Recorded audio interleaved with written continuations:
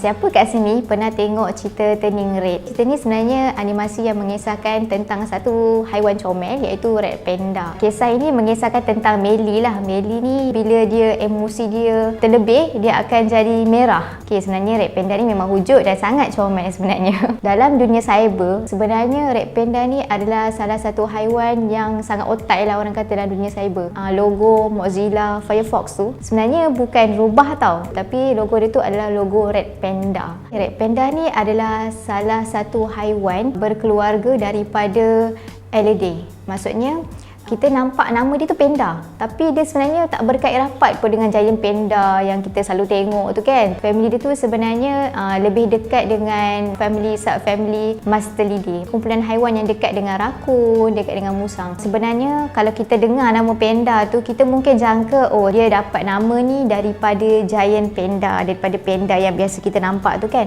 Tapi sebenarnya tidak. Red Panda ni adalah panda yang pertama. Maksudnya nama pertama yang dia dapat adalah panda tu daripada dia, bukan daripada giant panda.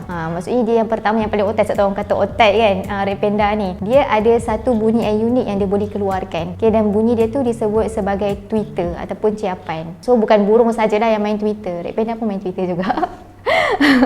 Red Panda ni kita ingatkan dia makan tumbuh-tumbuhan kan, tapi dia sebenarnya boleh makan daging. Cuma dia lebihkan makan bambu lah. Dan makanan ni bukan sahaja tumbuh-tumbuhan. Red Panda juga ada makan buah-buahan, telur, makan tikus, makan burung. Tu di antara makanan-makanan dia. Kalau dia nak cari makan, dia akan cari pada waktu malam, pada waktu senja sehingga ke subuh. Itu waktu dia memburu lah. Tapi waktu siang biasanya dia akan tidur dekat atas pokok. Sebenarnya tanda-tanda yang ada kat muka Red Panda tu adalah tanda untuk dia survive tau. Contohnya kalau kita tengok dekat bahagian muka dia tu ada macam air mata daripada panjang daripada mata sampai mulut tu, itu sebenarnya membantu Red Panda untuk menghalang diri dia daripada matahari. Dan kalau kita nampak sekeliling dekat tepi muka dia tu macam ada putih-putih kan. Putih tu dianggap sebagai cahaya untuk bimbing anak-anak dia bila dalam keadaan gelap. So kalau dia nak cari mak dia hilang ke, dia nampak muka putih tu, okey tu mak aku. So dia boleh ikut lah. Red Panda ni dia hidup dalam hutan sederhana tinggi, lebih kurang 2,200 meter ke 4,000 meter. Apabila cuaca terlampau sejuk, dia tak aktif.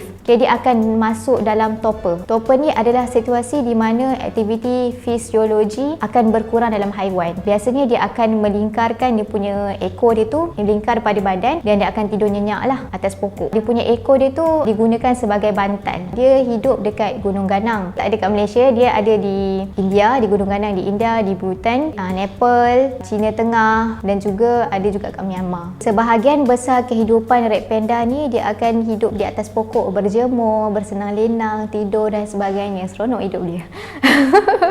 Red Panda ni dia ada kuku yang tajam tau, dan fungsi kuku dia ni adalah untuk dia cengkam dahan pokok sebab dia duduk kat pokok kan. Dan bahagian perut dia ada warna hitam. Fungsi warna hitam dekat perut dia tu untuk menyukarkan pemangsa mengesan dia waktu dia dekat tanah. Sebab biasa dia hidup atas pokok kan. Jadi kalau dia dekat tanah, pemangsa susah nak kesan Red Panda tu adalah dekat situ. Dan Red Panda ni adalah haiwan yang suka hidup bersendiri. Tapi kalau dia nak berkomunikasi dengan Red Panda juga, dia akan ada cara tertentu. Sama ada dia akan lengkongkan ekor dia, ataupun dia akan jongkitkan kepala dia, ataupun dia akan keluarkan bunyi tertentu. Bunyi tu dia macam seolah-olah bunyi itik nak ke khinzir macam tu. Kalau nak dengar mungkin boleh tengok kat YouTube kan, macam mana bunyi dia. Yang paling comel tentang Red Panda ni, kalau dia rasa diri dia diancam, nak protect diri dia, dia akan berdiri dan dia akan angkat tangan. So kita nampak as manusia kena buat macam ala comelnya, macam tak marah pun kan. Tapi itu memang cara dia nak protect diri dia. Kalau dia berdiri kan, dia nampak lebih besar kan. Sebab tu dia nak pastikan pemangsa tu takut tengok dia. Red Panda ni dikategorikan sebagai haiwan yang terancam oleh IUCN sendiri. Populasi dia yang ada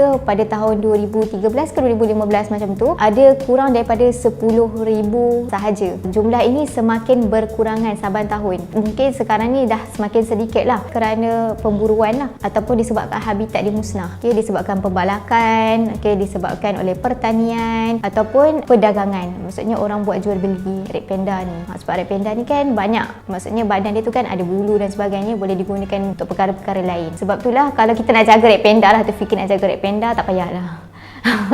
Biarlah dia hidup dengan keadaan dia sekarang ni, dan populasi dia pun semakin berkurang.